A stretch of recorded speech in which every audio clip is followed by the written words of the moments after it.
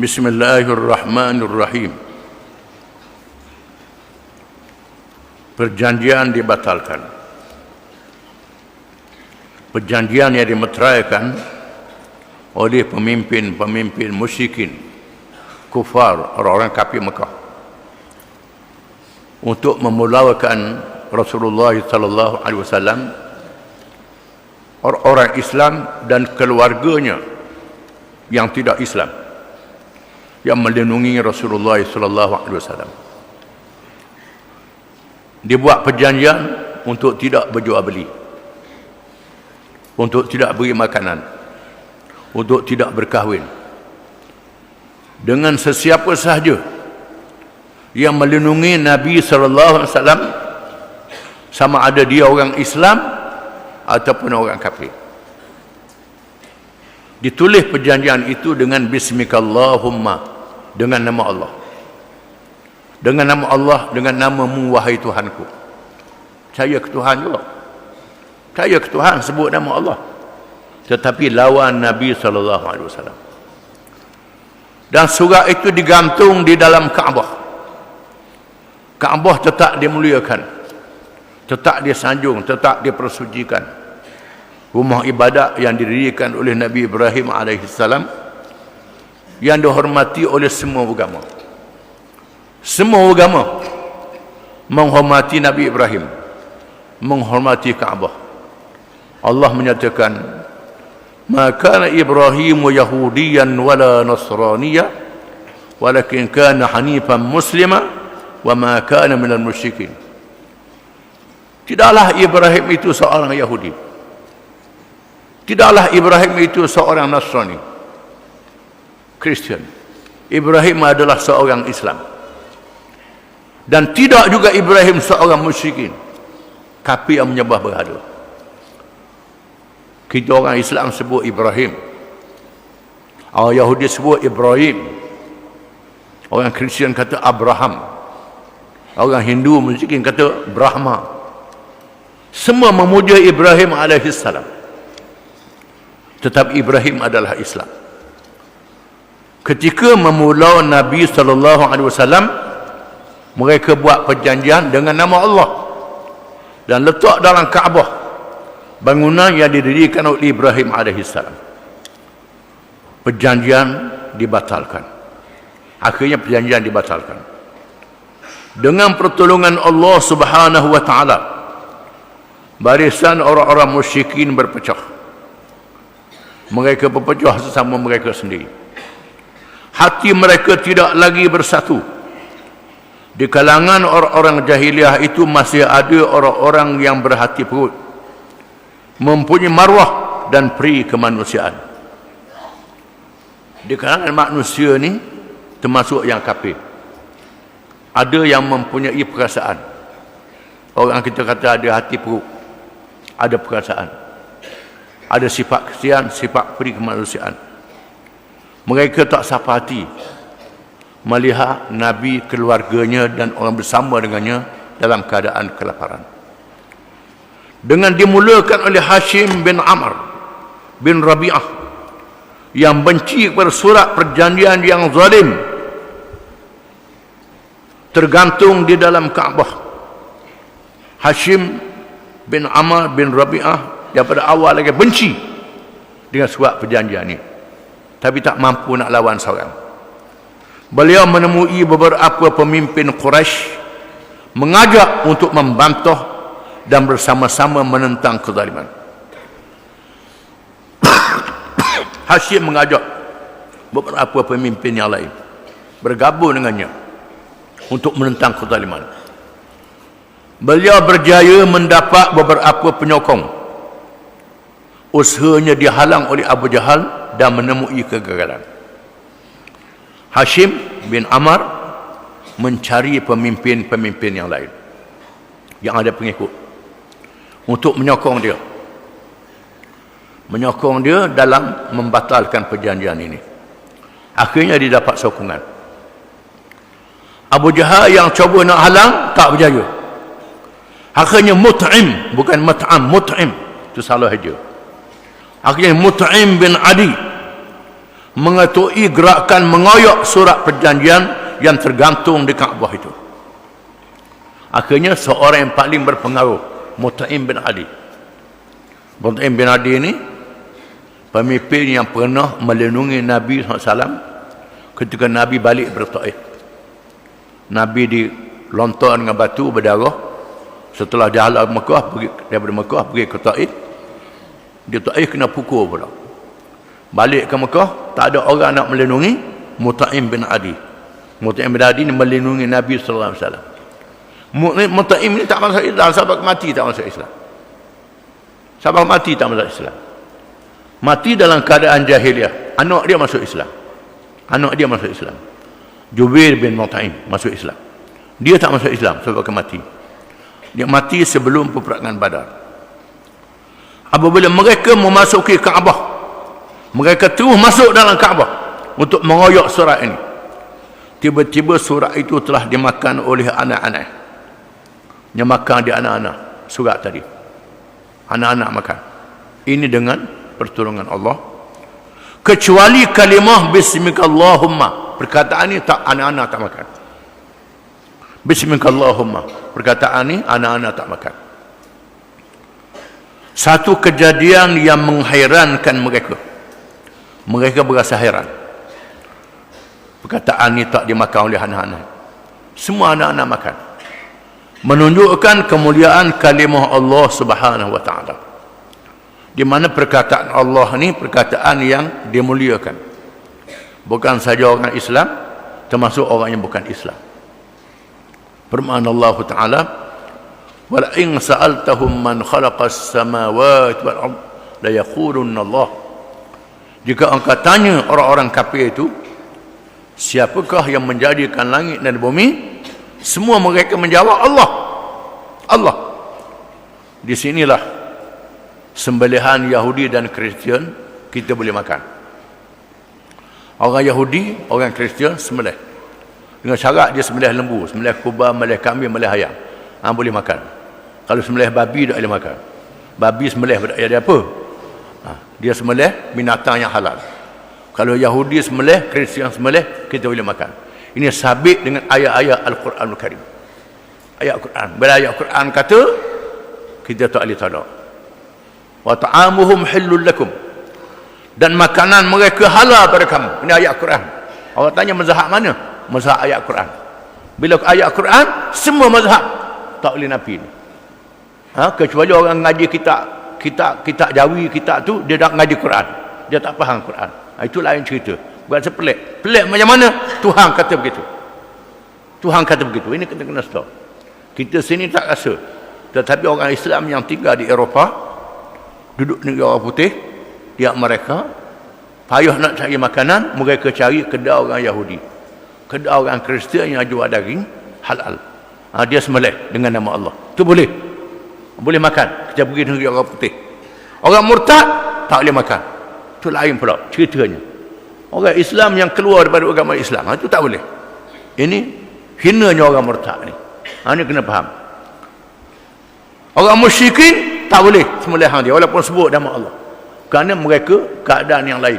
Tak sembelih. Tak sembelih binatang itu. Tak ikut ada adat sembelih. Orang Kristian, Yahudi masih lagi hidup ikut adat sembelih. Dengan sebab itulah kita tidak boleh melarang orang kafir sebut kalimah Allah. Orang kafir sebut kalimah Allah. Tak boleh larang dia. Dia sebut tak betul. Dia sebut tapi tak betul. Apa makna perkataan Allah? Allah makna dia saja Tuhan. Yang layak dia sembah, yang layak dia abdikan kepadanya, yang layak menerima hukum syariatnya sahaja. Tak boleh terima hukum syariat undang-undang yang lain kalau dia tak izin. Ini makna Allah. Mana Allah? Jadi orang kafir sebut Allah, dia sebut saja je, tak kena dengan makna. Kalau ada orang Melayu pun sebut Allah, tapi pakai undang-undang kafir, sebut saja je. Tak kena dengan makna dia. Bukan main kuat ratik, sampai bergengguk. Tubuh-tubuh la ilaha illallah, tapi pakai undang-undang bukan Islam. Ini tak menempati dengan perkataan Allah, kena faham. Allah. Kalau kita tak boleh larang dia sebut nama Allah, tetapi kalau dia guna kalimah Allah dalam suratan untuk mengelirukan orang Islam, kita boleh halang dia. Boleh halang. kerana mengelirukan orang Islam. Ini boleh dibuat undang-undang menghalang kalau dia nak kelirukan orang Islam. Itu kita kena buat. Menjadi fitnah pada orang jahil, dia tak boleh. Dia terjemah tulis Jawi pula, sebar agama dia pada orang Islam, guna perkataan Allah nak kelirukan orang Islam. Kita boleh halang kerana sebab-sebab yang tertentu kita kena faham. Jadi balik pada cerita, semua perkataan dimakan oleh anak-anak kecuali bismikallahumma, menunjukkan mulianya kalimah Allah ini. Walaupun mereka melihat dengan mata sendiri akan tanda yang begitu besar, tetapi tidak memberi kesan kepada hati mereka untuk beriman. Tengok bagaimana menakjubkan, menghairankan perkataan bismikallahumma tak dimakan oleh anak-anak. Sepatutnya mereka masuk Islam, tak masuk Islam juga tak dapat hidayah. Benarlah firman Allah Ta'ala, wa in yarau ayatan yu'ridu wa yaqulu sihrun mustamir. Tuhan sebut dalam Al-Quran surah Al-Qamar ayat 2. Jika mereka orang musyrikin melihat suatu tanda mukjizat, mereka berpaling, mereka tak ikut dan berkata ini adalah sihir yang dahsyat. Dia kata sihir pula, dia kata sihir, tak masuk Islam juga akhirnya, kecuali mereka yang dapat hidayah. Setelah selesainya pemulawan, Nabi SAW keluar bersama-sama para sahabatnya meneruskan dakwah, mengajak manusia beriman dan meninggalkan jahiliah. Nabi terus berjuang, tak menyerah kalah, mengajak kaumnya beriman kepada Allah Subhanahu Wa Taala. Tak berhenti, tak berhenti. Dakwah tak boleh berhenti sekali selagi tak mati. Mati orang hidup sambung pula, tak berhenti sehingga hari kiamat. Wallahu a'lam.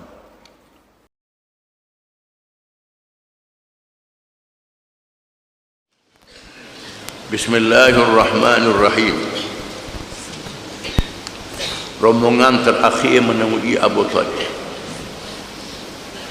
Sebagaimana Rasulullah SAW giat meneruskan dakwahnya, maka orang-orang musyrikin juga meneruskan kerja dan usaha mereka untuk menentang Islam. Namun begitu, Abu Talib terus juga melindungi anak saudaranya. Walau bagaimanapun, orang-orang musyrikin masih mengakui kedudukan Abu Talib sebagai salah seorang pemimpin Mekah yang terasa juga terjejas nama baik mereka. Kiranya mereka melakukan sesuatu yang tidak baik terhadap Rasulullah SAW. Akhirnya mereka menghantar keputusan, menghantar rombongan menemui Abu Talib yang telah uzur itu. Abu Talib seorang pemimpin Mekah yang sangat berpengaruh,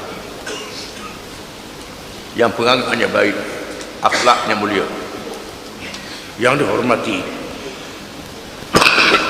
Oleh kerana Nabi SAW adalah anak saudara, Abu Talib terus melindungi anak saudaranya, menyebabkan mereka malu nak bertindak terhadap Nabi. Kerana malu dan segan pada Abu Talib dan bimbang kalau mereka kaca Abu Talib marah, mereka juga akan hilang pengaruh, dimarah oleh orang yang ikut Abu Talib. Pengikut Abu Talib ramai, pengaruh dia besar. Bukan sahaja kalangan penduduk Mekah, termasuklah Khuza'ah dan kabilah-kabilah yang lain yang datang ke Mekah. Lalu mereka bermesyuarat cara nak selesai masalah atau rombongan bertemu Abu Talib. Rombongan itu dianggotai oleh pemimpin Mekah, antaranya Utbah bin Rabi'ah, Syaibah bin Rabi'ah, Abu Jahal bin Hisham, Umayyah bin Khalaf, Abu Sufyan bin Harb, dan beberapa orang lagi. Jumlah mereka lebih kurang 25 orang.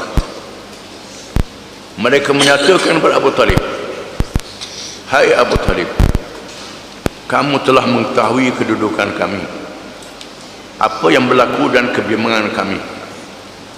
Kamu juga tahu perselisihan di antara kami dan anak saudaramu. Biarlah perkara itu berlaku. Ambillah sebahagian daripada pendapat kami untuk kepentingannya, dan ambil juga darinya untuk kepentingan kami. Dia membiarkan kami dengan urusan agama kami, dan kami membiarkannya dengan urusannya. Boleh ke tidak? Biar Muhammad dah cara agama-agama yang karut ni dah sebut apa, tak usah kata apa, dia bawa hadiah je, bawa hadiah. Jadi katalah agama dia betul, jangan kata agama kami dia tak betul.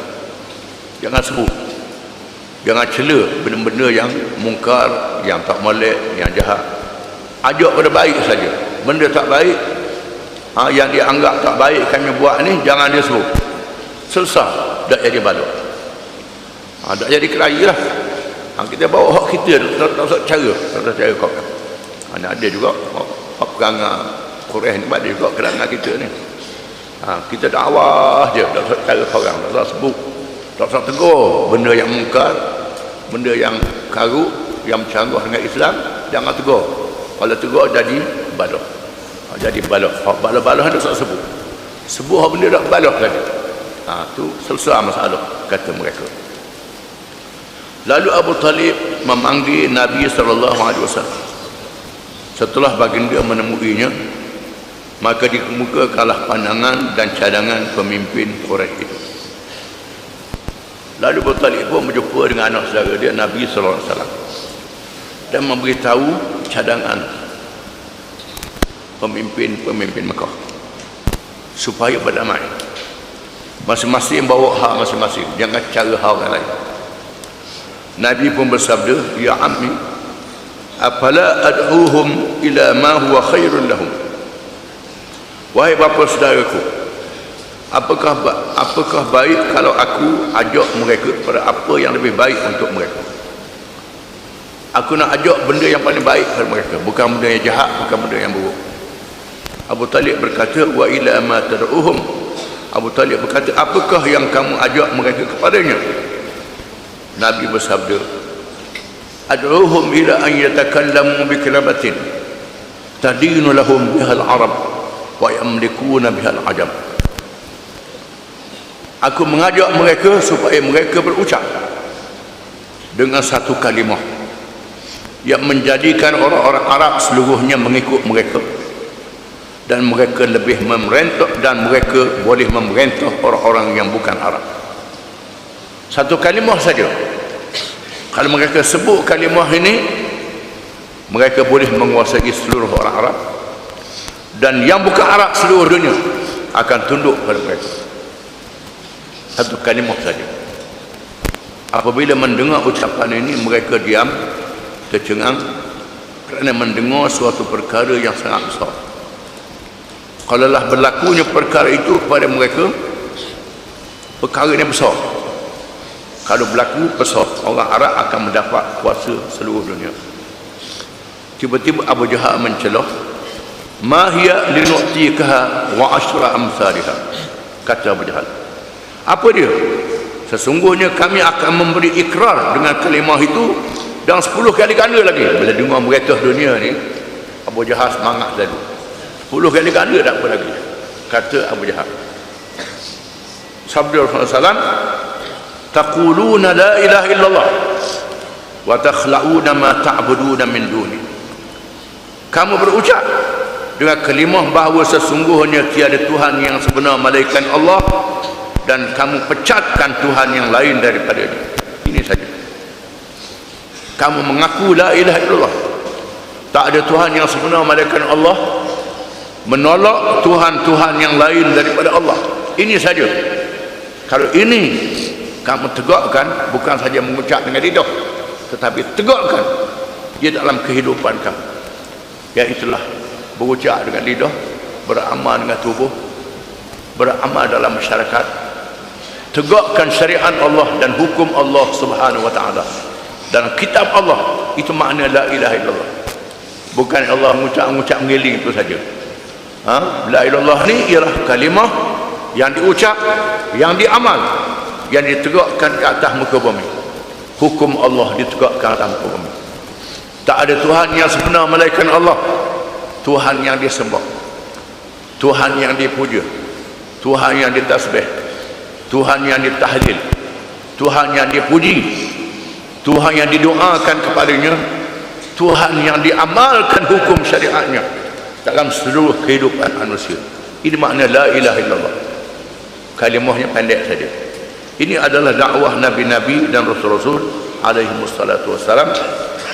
Walaqad ba'atsna fi kulli ummatin rasulan an ya'budullah wajtanibut taghut. Dan sesungguhnya kami bangkitkan kepada tiap-tiap umat itu akan rasul. Nabi itu mengajak manusia kepada ubudullah, abdikan diri kepada Allah dan jauhkan diri daripada taghut. Taghut ialah setiap yang melampaui batas-batas Allah Subhanahu wa taala. Menolak mereka yang meninggalkan hukum Allah Subhanahu wa taala. Ini dakwah nabi-nabi alaihi wassalam. Rasulan an ya'budullah wa tajtanibut taghut. Rasul yang mengajak manusia kepada abdikan diri kepada Allah dan jauh daripada taghut. La ilaha illallah. La ilaha, tidak ada Tuhan, menolak Tuhan-Tuhan yang lain. Illallah, malaikat Allah sahaja. Allah sahaja yang ditegakkan. Mereka amat terkejut mendengar ketegasan itu. Mereka terkejut. Kemudian mereka berkata, hai Muhammad, apakah kamu mahu supaya kami mengatakan Tuhan itu satu? Perkara yang kamu bawa ini sungguh pelik. Dan juga ada yang berkata, demi Tuhan, sesungguhnya orang ini tidak dapat memberikan kepada kita apa yang kita kehendaki. Marilah kita pergi dan terus berpegang dengan agama nenek moyang kita sehingga Tuhan menentukan keputusannya di antara kita dan dia. Ini ada yang marah. Marah kalau macam ni, darah layang lah. Darah layang, kita lawan terus. Allah menentukan apa kesudahannya. Lalu mereka pun beredar dari majlis itu dengan hampa. Bersempena dengannya, Allah Subhanahu wa taala berfirman, surah Sad wal Qur'an dzikr badil ladzina kafaru fi 'izzatin wa shiqaq kam ahlakna min qablihim min qarnin fanadaw wa la tahina manas wa ajibu an ja'ahum munzirun minhum wa qala al kafirun hadha sihrun kadzdzab aj'ala al alihata ilahan wahida inna hadha la syai'un ujab wa antalaqa al mala'u minhum animshu wasbiru ala alihatikum inna hadha la syai'un yurad ma sami'na bihadha fil millati al akhirah in hadha illa ikhtilaf. Maksudnya Sad, huruf Sad, demi Al-Quran yang mempunyai keagungan, namun orang-orang yang kafir itu berada dalam kesombongan dan bermusuhan. Betapa banyaknya umat sebelum mereka yang telah kami binasakan, lalu mereka meminta pertolongan, padahal pada masa itu bukanlah saat lari untuk melepaskan diri, dan mereka berasa hairan kerana di atas pemberi peringatan dari kalangan mereka dan orang-orang yang kafir berkata, inilah seorang ahli sihir yang banyak berdusta. Mengapa ia menjadikan Tuhan-Tuhan itu Tuhan yang Maha Esa?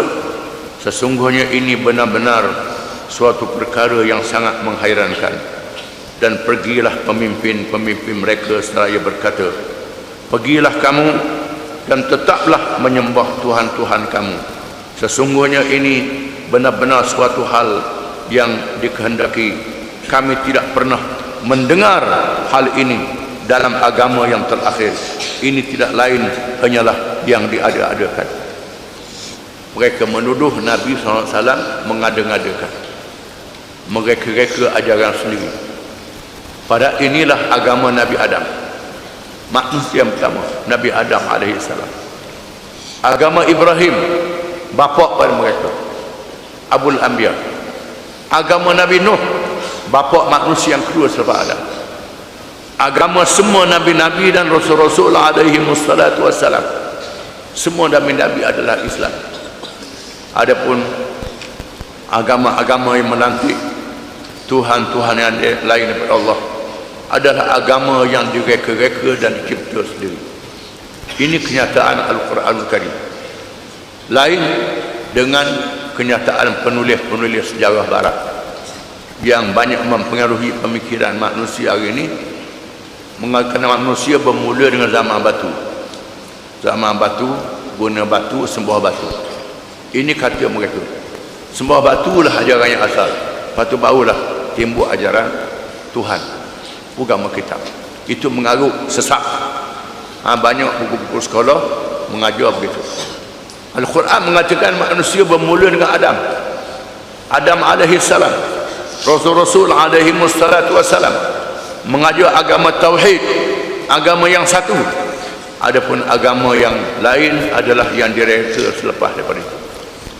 Dan Allah memberi amaran dalam ayat ini bagaimana mereka yang menuduh nabi-nabi sebagai ahli-ahli sihir, yang menentang nabi di zaman masing-masing, dibinasakan oleh Allah Subhanahu wa taala. Bila Allah membinasakan mereka, tidak ada siapa yang boleh menuduh mereka.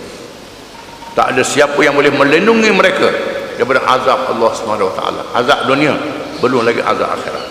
Azab akhirat lebih berat lagi. Ini amaran yang keras.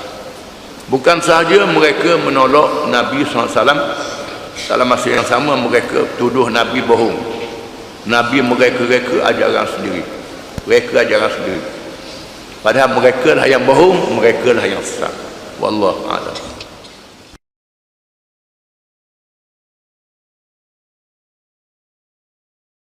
Bismillahirrahmanirrahim. Tahun duka cita. Duka cita, sedih kepada Nabi SAW. Abu Talib yang sedang dalam keadaan sakit itu kian nazak. Rasulullah SAW yang sangat sayangkan bapa saudaranya dan berjasa itu mahukan supaya ia mati di dalam iman. Tetapi menurut pendapat kebanyakan ulama ahli sunnah wal jamaah, di antaranya para mutahaddithin, ulama hadis dan fuqaha, Abu Talib mati di dalam syirik, yakni seperti yang diriwayatkan peristiwa kematiannya oleh ulama-ulama hadis. Al-Bukhari menceritakan bahawa Nabi berkata kepada bapa saudaranya, "Hai bapa saudara kesayanganku, katakanlah la ilaha illallah, kalimah yang membolehkan aku berhujah untukmu di sisi Allah." Tiba-tiba Abu Jahal dan Abdullah bin Abi Umayyah yang berada di situ berkata pula pada Abu Talib, "Hai Abu Talib, adakah engkau mahu meninggalkan agama Abdul Muttalib?" Mereka terus menerus menekan Abu Talib dengan kata-kata ini, sehingga Abu Talib berkata pada mereka bahawa ia terus berpegang dengan agama pegangan Abu Abdul Muttalib. Ia tidak mengucap la ilaha illallah. Lalu Rasulullah SAW bersabda, "La astaghfiranna laka ma lam unha anka." Aku akan beristighfar untukmu sehinggalah aku ditegah daripadanya. Lalu Allah Subhanahu wa taala mewahyukan firman-Nya, "Ma kana lin-nabiy wal-ladzina amanu an yastaghfiru lil-musyrikin walau kanu uli qurba min ba'di ma tabayyana lahum annahum ashabul jahim." Tidaklah sepatutnya bagi Nabi dan orang-orang yang beriman untuk meminta ampun, istighfar bagi orang-orang musyrik walaupun mereka itu dari kalangan keluarganya, sesudah jelas bagi mereka bahawa orang-orang musyrik itu adalah isi neraka. Surah At-Taubah ayat 113. Firman Allah Ta'ala, "Innaka la tahdi man ahbabta walakinna Allah yahdi man yasha wa huwa a'lamu bil muhtadin." Sesungguhnya kamu tidak dapat memberi petunjuk kepada orang yang kamu kasihi, tetapi Allah memberi petunjuk kepada orang yang dikehendakinya, dan Allah lebih mengetahui orang yang mahu menerima petunjuk. Tersebut dalam kitab hadis yang sahih bahawa Al-Abbas, bapa saudara Nabi, telah berkata kepada Rasulullah SAW, "Ma aghnaita an ammik fa innahu kana yahutuka wa yaghdabu laka." Apakah kamu tidak boleh berbuat apa-apa untuk bapa saudaramu? Ia mempertahankanmu dan marah keranamu. Sabda Rasulullah SAW, "Huwa fi dahdahim minan nar walau la ana lakana fi darkil asfali minan nar." Ia berada di tempat yang cetek di dalam neraka. Kalau tidak kerana ku, nescaya ia berada di lapis yang paling bawah di dalam neraka. Ini mengikut pendapat jumhur ahli sunnah wal jamaah, mengatakan Abu Talib mati kafir dan masuk neraka. Kan Abu Talib mempertahankan agama nenek moyang, tak mengucap dua kalimah syahadah. Ini pendapat jumhur ahli sunnah wal jamaah, mengatakan begitu. Abu Talib tak mengucap la ilaha illallah bila Nabi suruh mengucap. Abu Jahal kata kena pegang agama nenek moyang. Dia kata agama nenek moyang. Dia sebut begitu. Tak mengucap. Maka pendapat kalangan muhaddisin, ulama-ulama hadis dan fuqaha, kalangan ulama ahli sunnah mengatakan Abu Talib mati dalam keadaan kafir. Ini satu kaul. Menurut pendapat mazhab Syiah dan beberapa orang di kalangan ahli sunnah wal jamaah, Abu Talib telah menganut Islam berdasarkan beberapa riwayat yang membuktikannya. Namun di sana ada ulama mengikut pendapat ulama Syiah dan sebahagian ulama ahli sunnah. Ahli sunnah ada ulama mengatakan Abu Talib mati dalam keadaan Islam. Abu Talib tak mati kafir. Abu Talib mati dalam keadaan Islam. Ini pendapat Syiah dan pendapat sebahagian ulama ahli sunnah. Di antaranya buktinya bahawa Al-Abbas radhiyallahu anhu telah mendengar Abu Talib pernah berkata, "Walaqad alimtu bi anna dina Muhammadin min khairi adyanil bariyati dina." Ini ucapan Abdul Muttalib. Dia berlafaz dengan saya, dengan saja. Dia tak kata insyaallah Muhammad Rasulullah. Ini ucapan dia. "Walaqad alimtu bi anna dina Muhammadin min khairi adyanil bariyati dina." Sesungguhnya aku telah mengetahui bahawa agama yang dibawa oleh Nabi Muhammad adalah agama yang paling baik di kalangan agama-agama yang dianut oleh makhluk ini. Ini ucapan Abu Talib. Ucapan dia. Dia pernah sebut ucapan ni. Tak sebut Muhammad Rasulullah, tapi dia sebut ini. Agama yang anak saudaraku bawa, agama yang paling baik di kalangan makhluk. Abu Talib kata begitu. Dan mereka mempertahankan bahawa Abu Talib telah menerima Islam. Abu Talib menerima Islam. Ini pendapat mengatakan Abu Talib mati Islam, menerima Islam, dengan mengemukakan beberapa alasan yang lain. Yang pertama, ia mengambil sikap mempertahankan Islam. Dia mempertahankan Islam. Abu Talib mempertahankan Islam, mempertahankan Rasulullah SAW, dan mempertahankan orang-orang yang menganut Islam. Di samping keluarnya ucapan dari mulutnya yang menunjukkan betapa kasihnya kepada Nabi dan para sahabatnya. Ucapan dia menunjukkan dia kasih pada Nabi dan sahabat-sahabat Nabi. Mempertahankan Islam. Ini hujah yang pertama. Yang kedua, beliau menyanjung tinggi segala tuntutan Nabi kepadanya. Tidak ada riwayat yang menunjukkan bahawa beliau memuja berhala. Tak ada riwayat mengatakan Abu Talib pernah menyembah berhala. Tak ada. Dia tak menyembah berhala. Dan dia memuja Islam yang Nabi bawa. Cuma tak sebut Asyhadu Muhammad Rasulullah. Itu saja. Diriwayatkan dari Al-Abbas bahawa Abu Talib pernah mengucap dua kalimah syahadah. Para ulama hadis menolak riwayat ini kerana Al-Abbas pada masa itu belum lagi memeluk Islam. Mereka yang menerima riwayat Al-Abbas bertanya, adakah berani kita mengatakan Al-Abbas radhiyallahu anhu, bapa Rasulullah SAW yang diketahui itu seorang pembohong? Berani kata Abbas ni bohong? Ulama-ulama hadis pula mengatakan Abbas ni pak saudara Nabi yang mengatakan bahawa Abu Talib pernah mengucap dua kalimah syahadah. Abbas ni dia isytiharkan Islam selepas masa pembukaan Mekah. Masa dia isytihar. Artinya masa Abu Talib masa hidup dia tidak isytihar sebagai orang Islam, dan dia melindungi Nabi berkali dengan Abu Talib. Ini Abbas. Jadi ulama hadis mengatakan masa Abu Talib mati itu dia tak masuk Islam lagi. Maka riwayat dia tak boleh terima kan dia tak masuk Islam lagi. Jadi ulama mengatakan Abu Talib masuk Islam, adakah berani ketika puas saudara Nabi cakap bohong setelah dia masuk Islam? Dia nak cerita balik apa yang berlaku sebelum dia masuk Islam, lepas dia masuk Islam. Adakah dia nak bohong setelah dia masuk Islam? Hujahnya sangat kuat.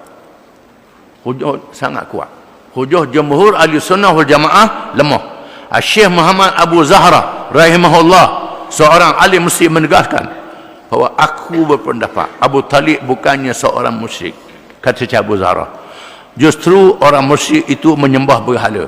Sedangkan amalan Abu Talib, kata dan pendiriannya menunjukkan bahawa beliau berpendapat menyembah berhala itu sesuatu kebatilan. Abu Talib kata selalu semua berhala ni, oleh itu aku lebih cenderung beristighfar untuknya.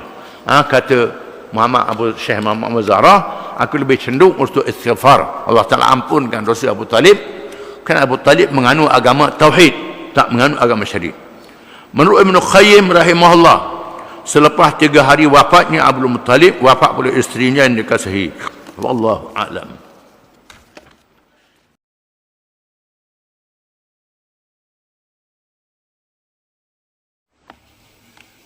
Bismillahirrahmanirrahim. Mengikut Ibn Qayyim rahimahullah,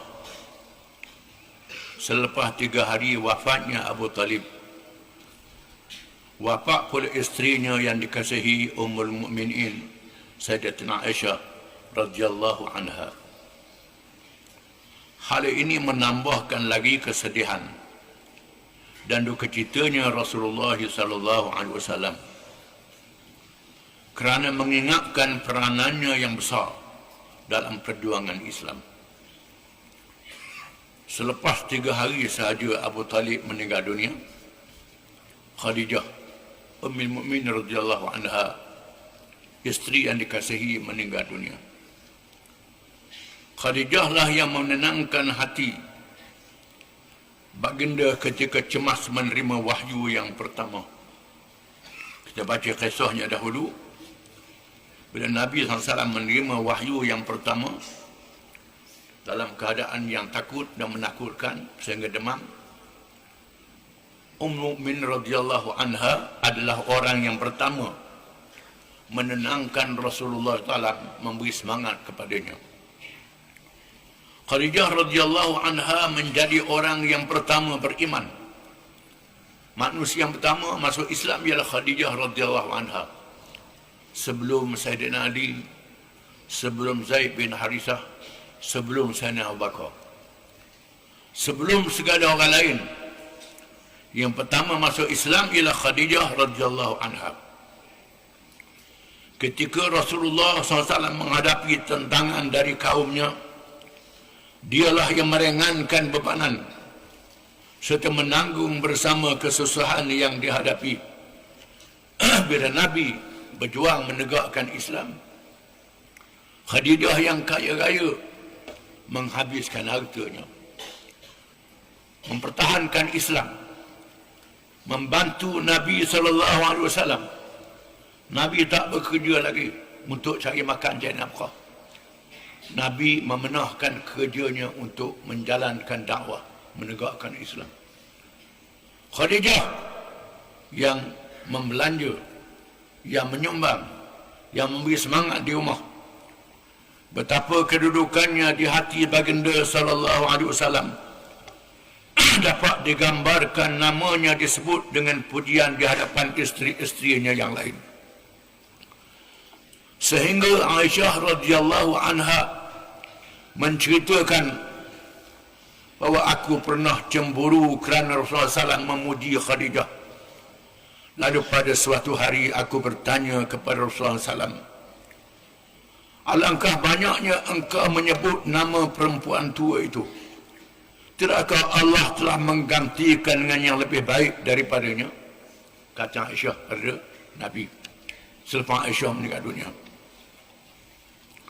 Rasulullah SAW bersabda, ma abdalani khairan minha qad amanat bi idh kafara biyan nas.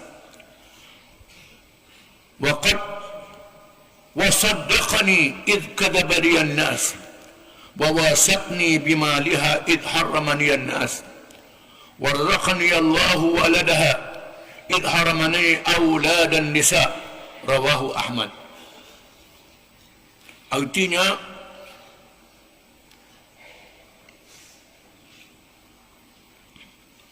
tidak sekali-kali diganti oleh orang yang lebih baik daripadanya, kata Nabi. Tak ada lebih baik pada Khadijah. Sesungguhnya ia beriman kepadaku ketika semua orang yang menjadi kafir, semua orang menjadi kafir, dia beriman. Ketika orang habis kafir belaka, ia percaya kepadaku ketika orang lain membohongiku. Orang lain membohongi, belum lagi dia sudah percaya padaku. Dia menolongku dengan hartanya ketika tiada siapapun memberi pertolongan kepadaku. Tak ada siapa tolong aku, masa itu dia beri harta dia. Allah mengurniakan anak kepadaku dengannya, sedangkan aku tidak memberi anak dari isteri-isteri yang lain. Aku punya anak daripada dia, kecuali Maria Al-Qibtiyah, anak Nabi Ibrahim, tapi meninggal dunia. Anak-anak yang lain daripada Khadijah radhiyallahu anha. Isteri-isteri yang lain tak ada anak. Dari segi kelebihannya di sisi Allah Subhanahu wa taala, Khadijah dia sebut kelebihan di sisi Allah Subhanahu wa taala. Abu Hurairah radhiyallahu anhu menceritakan, ata Jibril ila Rasulillah sallallahu alaihi wasallam faqala ya Rasulullah hadhihi Khadijatu qad atat bi ina'in fihi idam fa idza hiya atatka faqra 'alayha as-salam min rabbiha wa minni wa bashshirha bi baitin fil jannati min qasabin wala sakhabin fihi wala nasab. Rawahul Bukhari. Wala sakhabin, ada kha tu. Rawahul Bukhari, hadis riwayat Bukhari. Artinya, malaikat Jibril datang menemui Rasulullah sallallahu alaihi wasallam. Lalu ia berkata, Jibril berkata, ya Rasulullah, ini dia Khadijah yang datang membawa hidangan kepadamu. Khadijah akan mari bawa hidangan padamu. Apabila ia datang, sampaikan salam dari Tuhannya dan dariku kepadanya. Sehingga Tuhan kirim salam. Sehingga Jibril kirim salam kepada Khadijah dan beritahu berita gembira kepadanya. Beritahu berita gembira dengan diberi kepadanya sebuah rumah di dalam syurga. Rumah itu dibuat dari mutiara. Rumah dari mutiara yang selalu hadiah dalam syurga. Tiada gangguan dan tiada kepenatan di dalamnya. Tidak ada gangguan, tak ada penat lagi dalam syurga. Sehingga sebab begitu Allah Ta'ala sudah sebut Khadijah menjadi ahli syurga. Allah Ta'ala dah sebut Khadijah diberi istana dalam syurga daripada mutiara. Dah disebut di alam dunia ini. Ini kelebihan dia. Peristiwa yang menyedihkan itu tidaklah sia-sia sahaja atau semata-mata untuk mengeruhkan keadaan, tetapi mempunyai hikmah yang sangat besar. Mengapa Allah Ta'ala matikan Abu Talib, matikan Khadijah radhiyallahu anha? Dua orang yang menolong Nabi tidak ini menyusahkan Nabi SAW. Ada hikmah di sebaliknya. Bagi memurnikan kejayaan dakwah dan tujuannya, maka pertolongan Allah Subhanahu wa taala lebih penting dari segala-galanya. Untuk menyatakan bahawa pertolongan Allah lebih penting daripada pertolongan manusia. Ini kena faham. Kerana banyak pada hari ini orang duduk berdakwah, duduk berjuang, mengharapkan pertolongan manusia, sehingga lupa pada pertolongan Allah Subhanahu wa taala. Apalagi mengharapkan pertolongan orang kafir, orang bukan Islam. Untuk memenangkan Islam, percaya pada orang bukan Islam boleh tolong kita. Dia tolong sekat jalan, dia dah tolong sungguh-sungguh. Allah Ta'ala matikan Abu Talib, matikan Khadijah untuk menyatakan bahawa sebenar kemenangan Islam daripada Allah SWT. Pertolongan manusia sebahagian yang kecil sahaja.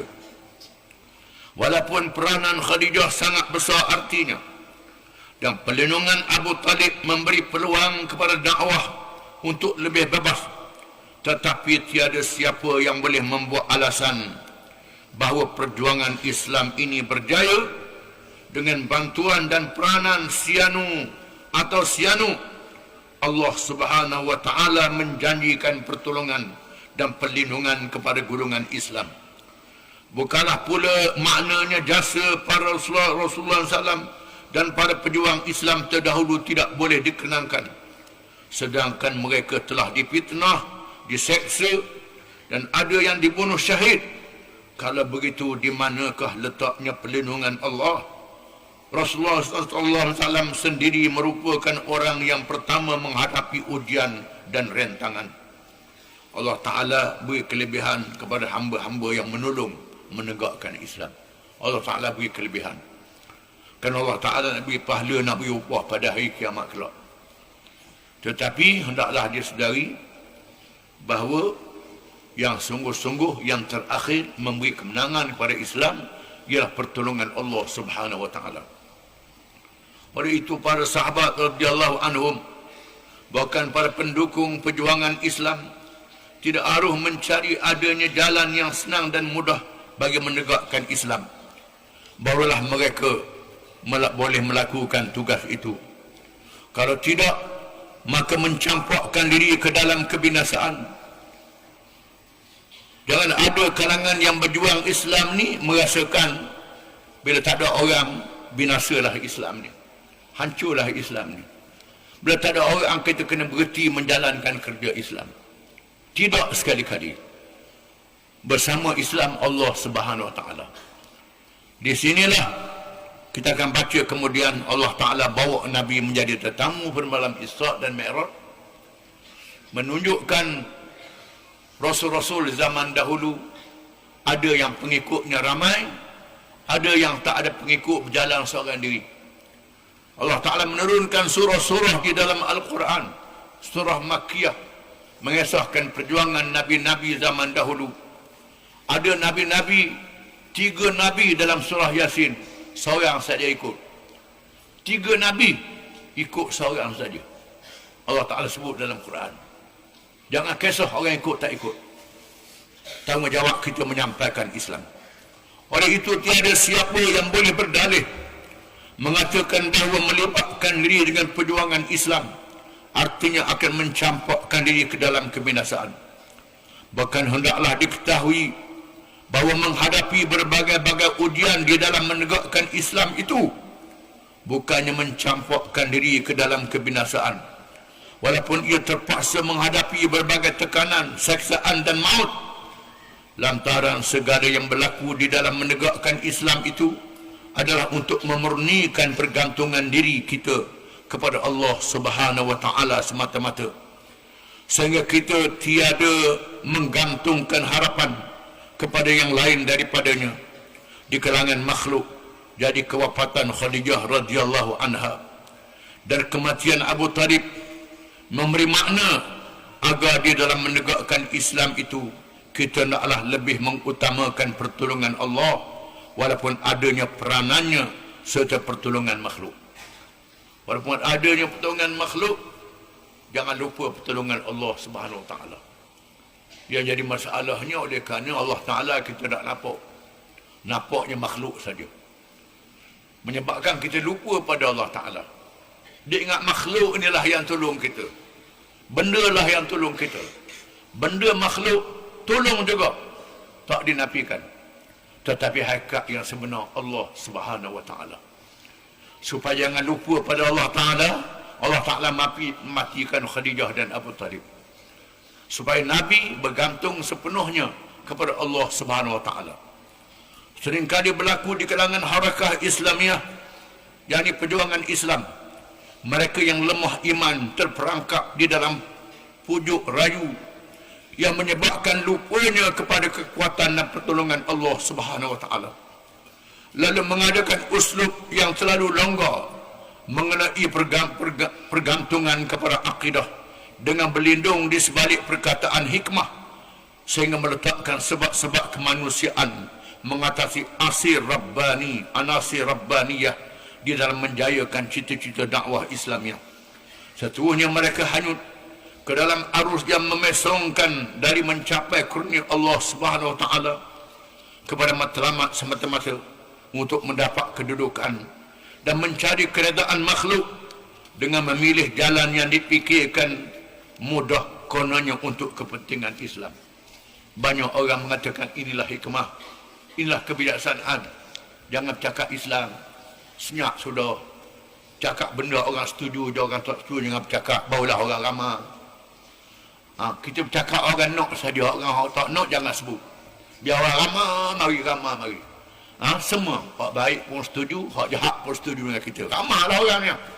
Ini banyak pendakwah-pendakwah yang terpengaruh dengan cara ini. Jangan sekali-kali. Mesti bergantung dengan Allah Subhanahu wa taala. Orang suka, tak suka, setuju, tak setuju, dia. Jangan peduli. Cakapkan Islam. Apa yang Islam kata, kena cakap. Apa Islam larang, kena cakap. Islam teguh, kena cakap. Orang marah-marah, lari habis pun tak apa tinggal seorang. Ini mesti tegak. Yang menyatakan Islam kena begitu. Banyak kalangan pendakwah-pendakwah hari ini memilih jalan orang ramai. Biar orang ramai je. Bukan nak membetulkan orang, tapi nak tarik orang ramai. Ini salah. Allah Ta'ala boleh tarik orang ramai. Dia nak mari-mari lah. Allah tak beri hidayah pada siapa yang dia kehendaki. Ini tanggungjawab kita. Bukan tanggungjawab kita nak suruh orang suka. Bukan nak suruh Allah Ta'ala redha. Ini salah. Kena faham. Ini hikmah daripada Allah mematikan Abu Talib dan Khadijah yang kita kena faham. Wallahu a'lam.